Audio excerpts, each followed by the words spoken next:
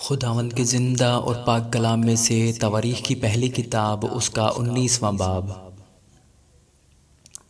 اس کے بعد یوں ہوا کہ بنی امون کا بادشاہ ناحس مر گیا اور اس کا بیٹا اس کی جگہ سلطنت کرنے لگا۔ تب داؤد نے کہا کہ میں ناحس کے بیٹے حنون کے ساتھ نیکی کروں گا کیونکہ اس کے باپ نے میرے ساتھ نیکی کی۔ پس داؤد نے قاصد بھیجے تاکہ اس کے باپ کے بارے میں اسے تسلی دیں۔ سو داؤد کے خادم بنی امون کے ملک میں حنون کے پاس آئے کہ اسے تسلی دیں۔ پر بنی امون کے امیروں نے حنون سے کہا، کیا تیرا خیال ہے کہ داؤد تیرے باپ کی عزت کرتا ہے جو اس نے تیرے پاس تسلی دینے والے بھیجے ہیں؟ کیا اس کے خادم تیرے ملک کا حال دریافت کرنے اور اسے تباہ کرنے اور بھید لینے نہیں آئے ہیں؟ تب حنون نے داؤد کے خادموں کو پکڑا اور ان کی داڑھی مونچھیں منڈوا کر تب بازو نے جا کر داؤد کو بتایا کہ ان آدمیوں سے کیسا سلوک کیا گیا۔ سو اس نے ان کے استقبال کو لوگ بھیجے اس لیے کہ وہ نہایت شرماتے تھے۔ اور بادشاہ نے کہا کہ جب تک تمہاری داڑیاں نہ بڑھ جائیں یریحو میں ٹھہرے رہو، اس کے بعد لوٹ آنا۔ جب بنی امون نے دیکھا کہ وہ داؤد کے حضور نفرت انگیز ہو گئے ہیں تو حنون اور بنی امون نے مسوپتامیہ اور ارام اور ماکہ اور زوباہ سے رتھوں اور سواروں کو کرایہ کرنے کے لیے 1000 قنطار چاندی بھیجی۔ سو انہوں نے 32,000 رتھوں اور ماکہ کے بادشاہ اور اس کے لوگوں کو اپنے لیے کرایہ کر لیا، جو آ کر میدبا کے سامنے خیمہ زن ہو گئے۔ اور بنی امون اپنے اپنے شہر سے جمع ہوئے اور لڑنے کو آئے۔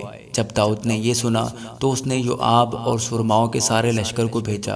تب بنی امون نے نکل کر شہر کے پھاٹک پر لڑائی کے لیے صف باندھی اور وہ بادشاہ جو آئے تھے سو ان سے الگ میدان میں تھے۔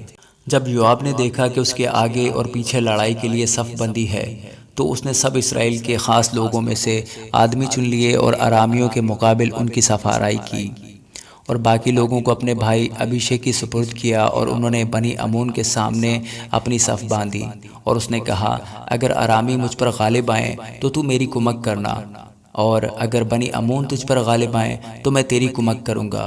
سو ہمت باندھو اور آؤ ہم اپنی قوم اور اپنے خدا کے شہروں کی خاطر مردانگی کریں اور خداوند جو کچھ اسے بھلا معلوم ہو کرے۔ پس یوآب اپنے لوگوں سمیت ارامیوں سے لڑنے کو آگے بڑھا اور وہ اس کے سامنے سے بھاگے۔ جب بنی امون نے ارامیوں کو بھاگتے دیکھا تو وہ بھی اس کے بھائی ابیشے کے سامنے سے بھاگ کر شہر میں گھس گئے۔ تب یوآب یروشلم کا لوٹ آیا۔